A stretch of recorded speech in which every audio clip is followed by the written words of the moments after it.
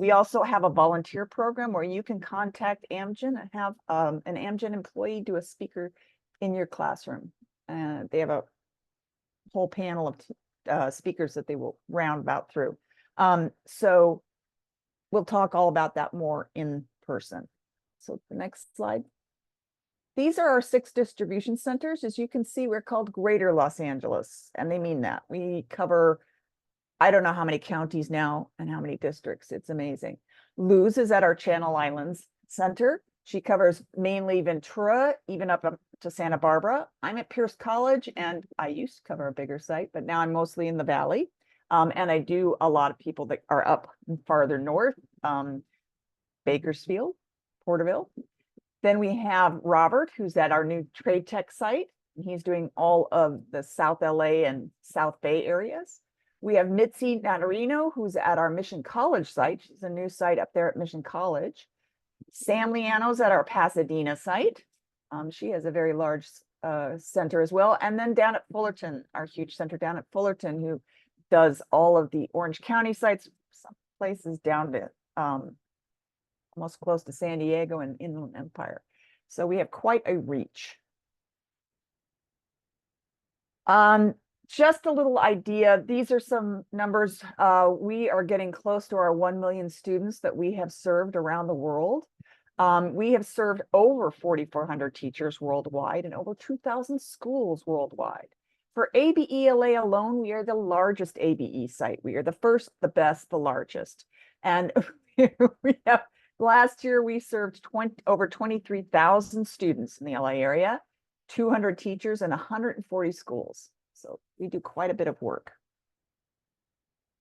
And these are our supporters. So Amgen Foundation funds us completely. EDC coordinates all the different sites. We have LA Promise Fund supports ABE-LA, and then we have several vendor supporters as well. New England Biolab, by the way, supports us by giving us all the enzymes and frozen reagents for free for this program. Next slide, please. Okay, what's our program? I said it's foundational skills in biotech, and that's exactly what it is. We have a series of 7 labs that cover basic foundational skills. And we actually, we'll talk about that in a minute. You can pick which ones you choose. We do have a menu. So we start out with teaching students how to use a pipette. We teach them gel electrophoresis, how it's used to separate molecules, how it works, and why not. Once they master those skills, then we actually start doing something with it. In lab 2, we will start to clone our gene. We will start digesting, doing a restriction digest on the genes. Then in lab 3, we will ligate those back together and hope that we ended up with a plasmid that has our gene of interest and the other parts that are important to it. And then, of course, in lab 4, we do confirmation, because that's what you do in science. Once you do a lab, you can't go to the next lab until you've confirmed you got what you needed. So we confirm that the digestion and ligation works. And then we finally go into transformation, where we put that the gene of interest inside that expression vector. We put it into the bacteria and have them start expressing our protein of interest. We also have a confirmation lab, the PCR lab, where students can actually verify that the gene is in those colonies. That's really just so that teachers that wanted to cover PCR could cover that. And then we also do protein purification at the very end. So if you look at the line down along the bottom, you actually see the stages in the Amgen series of what happens for drug development. And just most of our labs are actually in research and development, including protein purification, but protein purification is also in the manufacturing section. So it's always wise to show your students this map. At least I'm very visual, and I like to know where I am on this map. It makes it a little bit more real for them. So next slide. These are our different lab series. We realize that you have different classes and different levels of students, and so we try to customize it as much as possible for you. The simplest program is just the Intro to Biotech, where the students learn how to pipette and how to do gel electrophoresis. And we have a couple of extension labs we'll talk about in person that make it a little bit more fun for some of the beginning students. We also have a series called the Focus on Bacteria series. That's the second one closest to the right. And that one is just teaching them how to use a pipette, teaching them how to do gel electrophoresis, and then they go directly into transformation. We give you the supercoiled plasmid and you do the transformation. The transformation lab is what we call the wow factor lab. That's where the students are like, oh, wow, we did change the bacteria. They're pink now, sort of the magic for the students. A bridge genetic engineering series is almost as long as the complete. We just skip the ligation. We give you the supercoiled plasmid. So you learn how to do pipetting and electrophoresis. You learn how to do restriction digest to verify that what I gave you is actually the plasmid you want to use. And then we'll give you some more supercoiled plasmid to do the transformation lab. Protein purification can be added on to any of those 3 series, complete, abridged, or focus. And then the complete series, of course, is the 7 labs that I just showed you on the map before. Our story that we tell the students is we talk about the insulin protein a lot because we feel that students generally have heard of insulin, may know someone who takes insulin, and insulin is produced in this manner. So instead of talking about, well, we got this red protein from a sea anemone, we can talk about insulin and make this a real story about why you would want to make this protein. I think next slide, Booz. So on to LabXchange. Yeah. So why LabXchange and how can it help you with our program and implementation? So first off, if you don't know what LabXchange is, I assume maybe some of you have familiarity with it. It is an online platform for teaching and learning science. So its basic feature is that you can take classes on any bioscience classes you're interested in. You can also create your own classes. So LabXchange provides an opportunity to move from passive broadcasting to active learning. Students don't just consume content, they're able to engage with it in interactive ways. LabXchange also has the opportunity to engage students through storytelling and various types of media. So think about it like a cross between a social network, Netflix, and a video game, except instead of consuming TV shows, students get to binge science content. It also can support your classroom instruction and laboratory work because you don't have to wait to have all of the equipments and reagents set up for you to perform a lab. Students can sign up and perform a lab at any point through virtual lab simulations. And we'll talk a little bit more about those later, but they are one of the coolest features of LabXchange. And at its core, LabXchange was created to expand access to science education to everyone. So it is completely free to use at any point, whether you use it just surface level and don't create an account, or whether you create your own account, all of the features will be totally free. So in my opinion, some of the best LabXchange features are the opportunities for authentic engagement with material and learner agency. So when students perform like a virtual lab, for example, the virtual lab simulations actually have built-in variability, which means that students can make mistakes during these virtual labs, and LabXchange will provide them with feedback on their mistake, and it will also suggest best practice alternatives so that students can learn from their mistake. Um, they can also mess with the features within the lab simulation, so they can test different settings if they are told to use a certain setting and they go beyond it. There is some experimentation involved with the simulation, so they are pretty detailed. But essentially what it is, it's a mistake playground. And I think in science, we all know that mistake playgrounds are pretty common, but it's also a great idea if you plan to introduce your students to equipment that they probably have never seen or used before in real life, because making a mistake on LabXchange, it's low stakes, but if you make a mistake with real equipment, that can be a pretty pricey mistake. So this gives students an ability to sort of start getting to know their protocols and their equipment and also the concepts behind your labs in a low stakes environment. So LabXchange does also offer career narratives and potential mentoring opportunities from STEM professionals. STEM professionals can go on LabXchange and post about their education journeys and their career pathways. The example that we like to use is biotech. The biotech industry does have varied job fields. I know that our program does focus on the bench work involved with biotech, and like Karen mentioned, that's mostly going to cover R&D and some manufacturing, but biotech is an industry that can also be interesting to students who are interested in coding. They can learn about bioinformatics. I don't know if students will automatically be interested in regulatory affairs, but there's also that. If they're more people, they can learn about HR in the biotech field. And if they're more artistically inclined, they can learn about marketing and design. So there are a lot of other avenues. Being in science doesn't necessarily mean donning a lab coat, but it can. And LabXchange lets students explore that side of the variability, I guess, in careers. LabXchange does have the social media aspect, so you can create an account and you can modify your account to point that you are a ABE teacher. This means that you can request other ABE teachers and connect with them so you can share your work or workshop things with them. You can also reach out to ABE staff on LabXchange, so we're easily identifiable. And we hope that this gets used more because we want to see more people interacting with each other in terms of LabXchange and the ABE content. As a reminder, our program is global, so you can potentially engage with people in this work all across the world, really.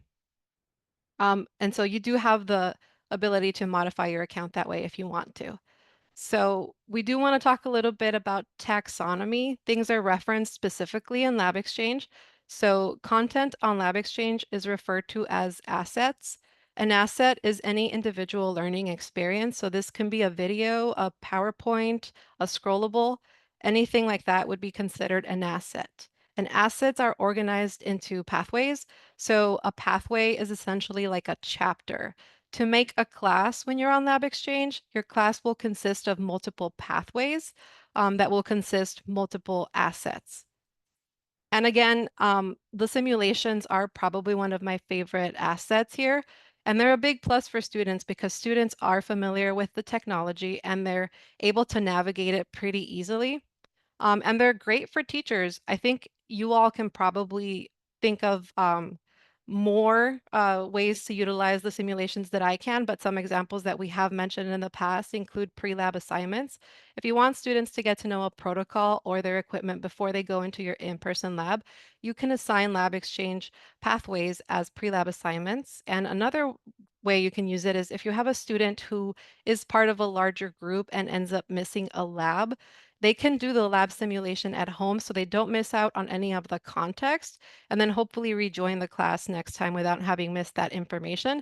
And they would have become familiar with the protocol through the virtual lab simulation. So definitely use them if you can. And then finally, organizations like ABE do have curated content on LabXchange, and most of the time this will be organized into a cluster. So it's basically a grouping of information that all relates to ABE, for example. And we will get to explore the ABE cluster a little bit more later. But to summarize, on LabXchange, everyone can explore content and classes. So if you're interested in something and you want to learn more about it for your students, you can do that. You can create your own classes and sort of personalize your students' learning. When you have an educator account, you can see how students are engaging with your class content. So if a student is performing really well, you can see how they've progressed through a pathway.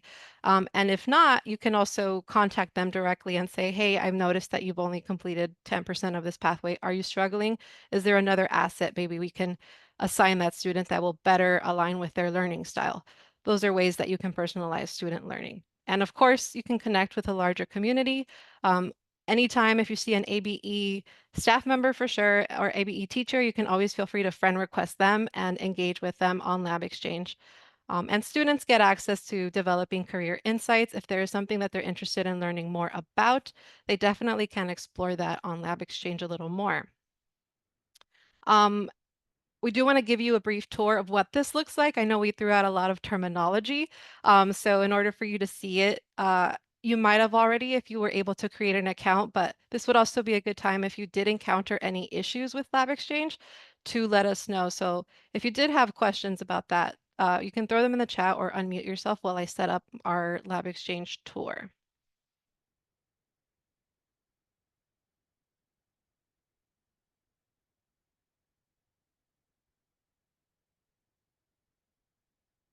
Did we lose our slides, Luz? Oh no, I'm just switching over Okay. to a browser instead of the presentation so that everyone can see. And yes, Hega, you do want to sign up as an educator. And you can, like Lou said, you can customize your profile. Even if you didn't do it at the beginning, you can customize your profile and say you are an ABE teacher. Okay, can everyone see my screen currently? Yes. Thumbs up? Okay, Yes. perfect. So this is what it will look like once you are able to create your account. We do recommend that you sign up as an educator because this gives you basically all of the features accessible right away. When you get on here, one of the things that we want you to note is how to request a class because we are asking you to enroll in our classes. So to do that, you would go over to My Classes. And then classes I'm in. And if you haven't requested the complete genetic engineering sequence course, please do so because that'll help you throughout the rest of the PDI. But all you have to do is hit join a class and input the code that you need to join. And then someone on our side, on our team, will accept you into the class. So it's not an automatic acceptance. If you don't see that you're in right away, don't worry about it. We do periodically go through this and accept learners into our classes. The other option that we want to show you is the classes that I teach, because here is where you can get started with creating your own content.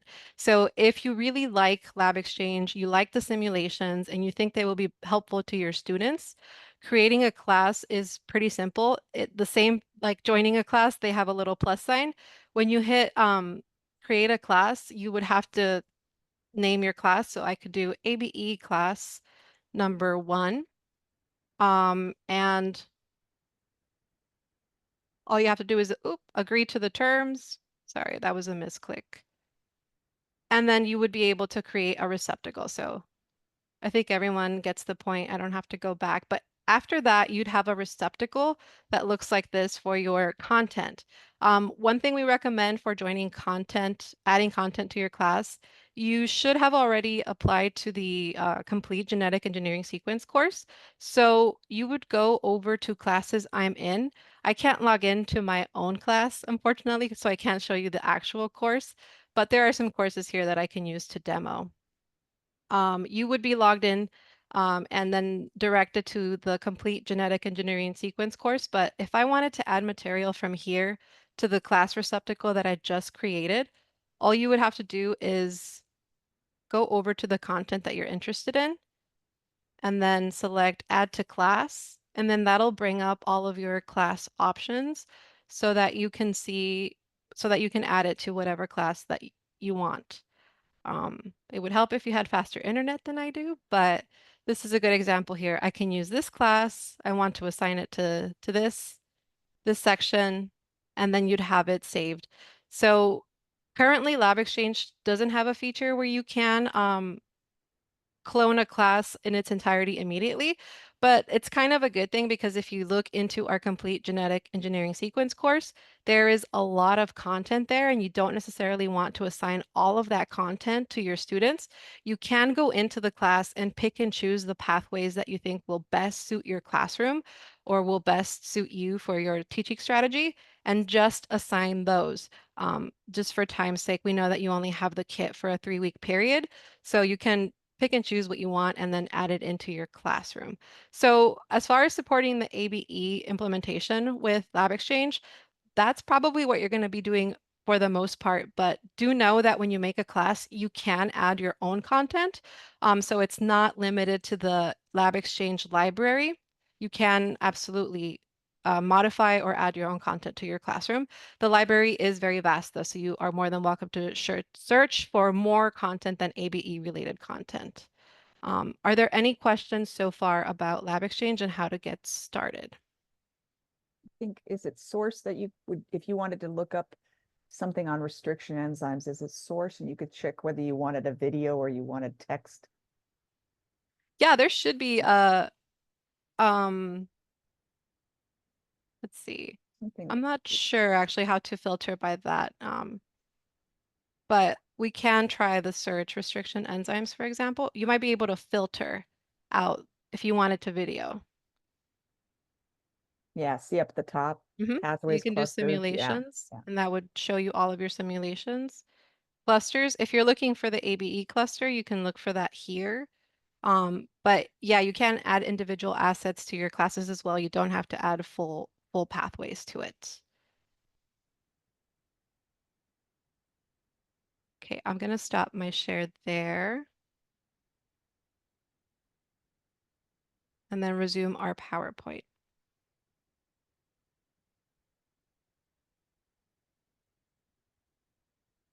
All right.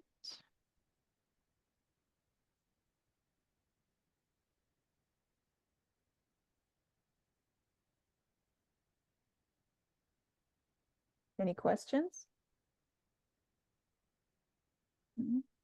Quiet bunch.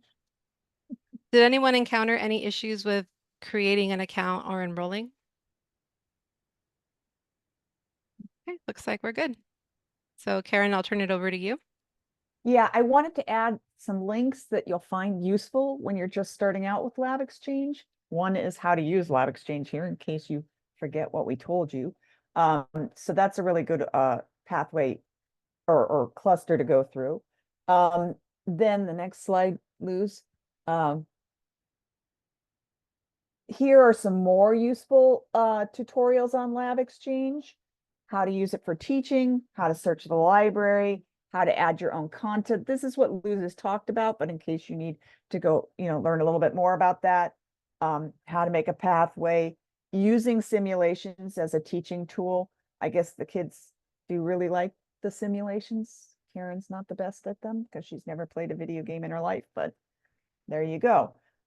So anyway, so try looking at these. Also, there's a help center at the very bottom of the LabXchange screen. There is a help center and they are very, very responsive. So you can just put a question in there and they will get back to you. I guarantee it. Next slide.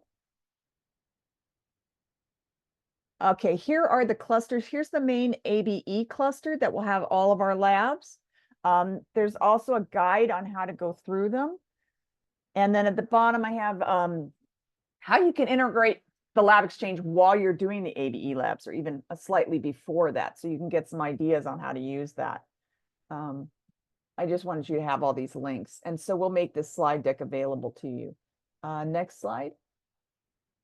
And these are the full courses that we have. So we've asked you to sign up for the complete genetic engineering series.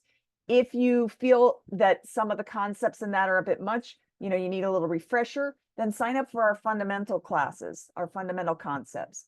We also have an abridged genetic engineering sequence. So if you wanted to make a class, you're going to do abridged with your students and you want to make an abridged one, you can get the resources out of that. And then we also have the how to use LabXchange specifically for ABE, which is kind of a refresher on what we're talking about today. And then I wanted you to see actually what a pathway looks like, because we are going to ask you to look at one when we're in person. And I just wanted you to understand the class code is at the very top there. And then if you look at the numbers down the left side, so this is a class, so it has several pathways.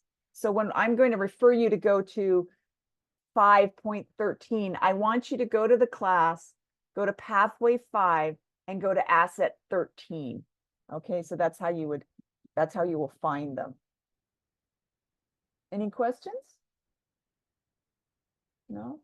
Okay, now that we're in a pathway, the numbers on the left are actually, I'm sorry. Oh, there we go. Yeah, those are still pathways in our class. Okay, next slide. I guess that was it then. Has anyone played around with the class yet? I haven't looked to see whether you've been active. Karen, I want to make sure we're registering only with those 2 class codes and that's it. You can register for any of our class codes if you'd like, but we want you to do the complete one, hopefully start it before the in-person. And then we would like, if you need to, do the foundational concepts in bio. I know some of the teachers who haven't been teaching this, we don't want the in-person to be too overwhelming for you. So that's why if you need a refresher, do the foundational concepts and then do the complete class. I have a question. If we completed the abridged version and we have certain modules completed, do we still have to retake those or? No, actually, many of the same assets or the pathways are the same in the complete. We've just added a little bit more. Basically, the real difference is that we take 2 plasmids in the complete when we Right, do the okay. digestion and we do a ligation. Yeah. Okay, thank you. So it would be beneficial, Israel, to do lab 3, for example, because that's not included in the abridged, but it is in the Right. complete. Yeah, So there's you a could do couple. lab 3. Okay, perfect. Thank you.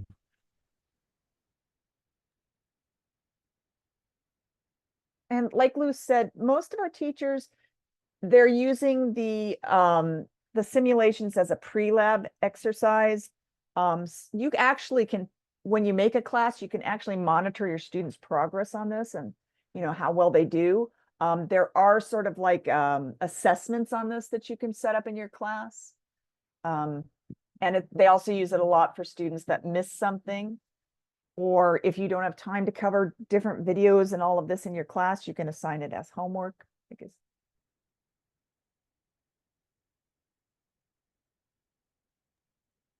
Any more questions for LabXchange?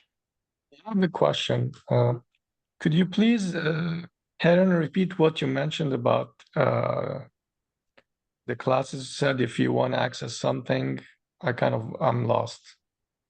okay, so that'd Earlier. be slide 26. These are our class codes that we have. You can look in the library and find any assets you want. There may be some assets on the ABE concepts that we actually don't have in our classes. We didn't want to make them super long. So if you go to our class codes and sign up for them, then we'll admit you to the class and you can see what we do. And then you can like favorite an asset that you like. Say, oh, I like this. I want to put this in my class. So you can favorite that at the top and then put that into your own class. So like we said, we would like you to do number 2, that one there, the complete engineering, and then number 1 if you feel you need that. We need to do these before the actual lab. The party line is we'd like you to do it before you get into the in-person. Okay, got it. Or are we So going to lab hold 2 you you to it? mentioned? Lab 2, yeah. Yeah, class 405B5E. Yes, we'd like you to do that before in-person. Will we kick you Got out it. if you don't? No, but you didn't hear that from me, did you? No, it says the complete restriction digest. Is that the one? Yeah, complete Lab 2? genetic Okay, engineering. Yeah. thank you. Okay.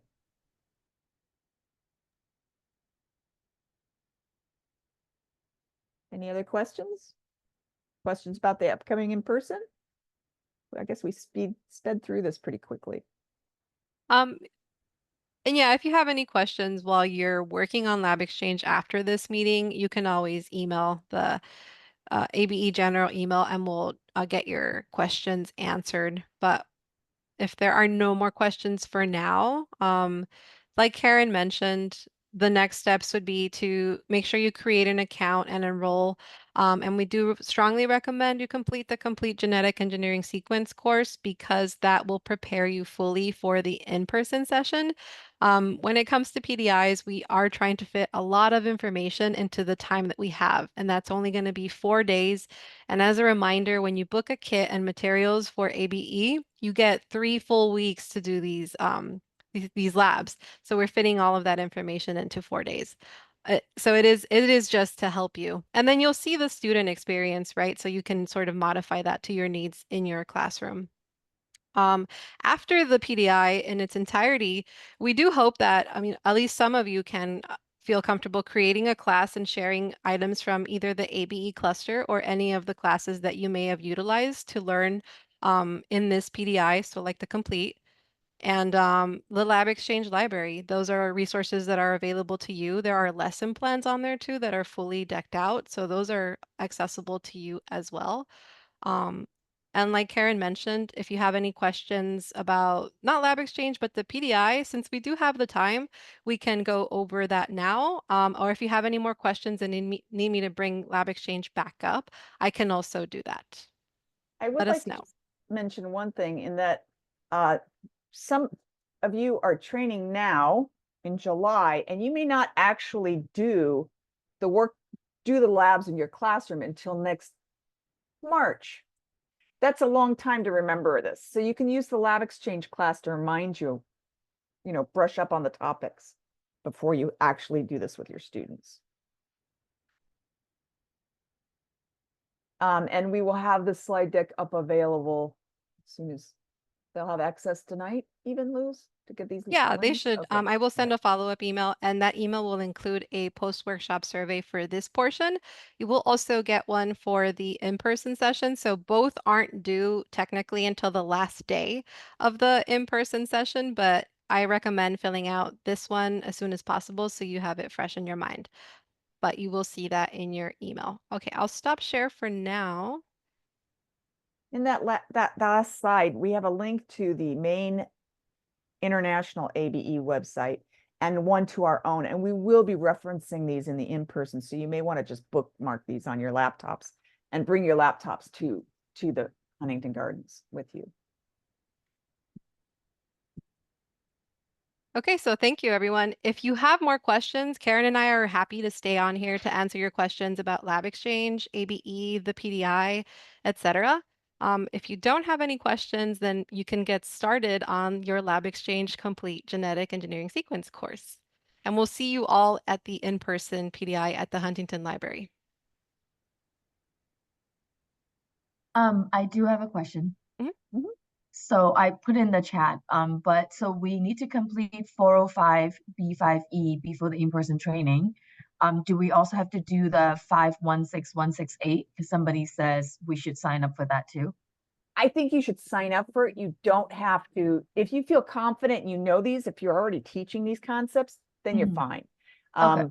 But if not, like sometimes we'll have middle school teachers who sign up, and even the Abridged series workshops are a bit much for them. So they do kind of need to take that fundamentals. Okay, great. You might find resources there you want to use for your students. True. Okay, Yes. thanks. I also see a question in the chat. Is LabXchange free for my students? It is totally free for everybody. Yeah, LabXchange was created with Harvard, and Amgen put in huge, multi-million dollars of funding because they wanted to get more equity and access to this. They realized that they don't have an ABE site everywhere, unfortunately. So this is to try and reach students that we can't physically. In regards to so distributing this to the students, are we able to track their progress, whether they clicked on links or whether they completed labs on LabXchange? Yes, you are. Let me see if I go into our class here. You basically have to create a class, right? Every time you have a new class and assign them LabXchange labs. Yes, if you want to check on the students' progress, you do have to do that through the educator class creation process. Okay. Yeah, so you can see here that I see the learners here. This is a different one. Oh, this is my student one. Sorry about that. I wanted to go to my teacher one. We can check up on you and see whether you've done this actually. So once I get to the screen, you'll see all the learners, all the teachers who have signed up to do this class. Here we go, Teachers Complete Engine. And then you can actually look at their progress. So that was all the teachers who have signed up at all of our workshops. And then we can go down here and Andrea, you haven't done it yet. And we can actually see what you've done, what you haven't done. Sometimes there's a little lag period on progress. So we did find that sometimes you'll have done everything and it might say that you did like 85% or 90%. Sometimes I'm not sure why, but it just gets a little, little cog in the wheel there and won't register that last little bit you've done. But yeah, you can pretty much. Yeah, I only completed the abridged version part, but I don't know if they transfer over like the. Oh yeah, well then what I would suggest you do is actually I should have not stopped sharing. The Lab 3 complete ligation.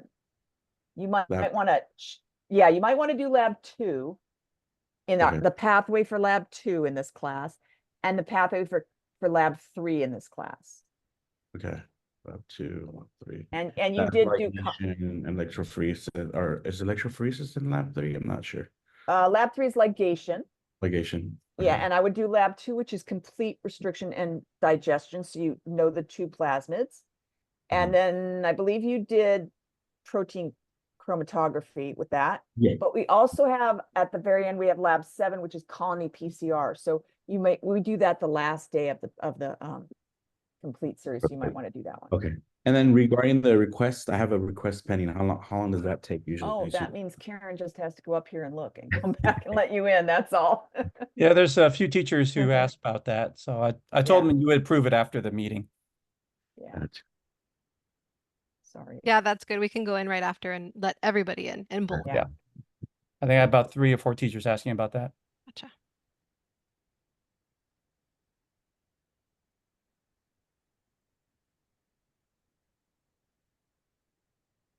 Any more questions? I think that'll be it. Okay. Thank you all. Thank you. Have a good day. Thanks, Thank Israel. See you. you at the in-person. See you. Bye-bye. Thank you, everybody. Thank you. Thank you, Dr. Meyer. Will there be directions on how to get to where we're going once we get to the facility or to the Huntington? Yes, we're going to send out an email with directions to get to the Huntington, where to park. We'll also have signs put up. Sometimes I even bring my sidewalk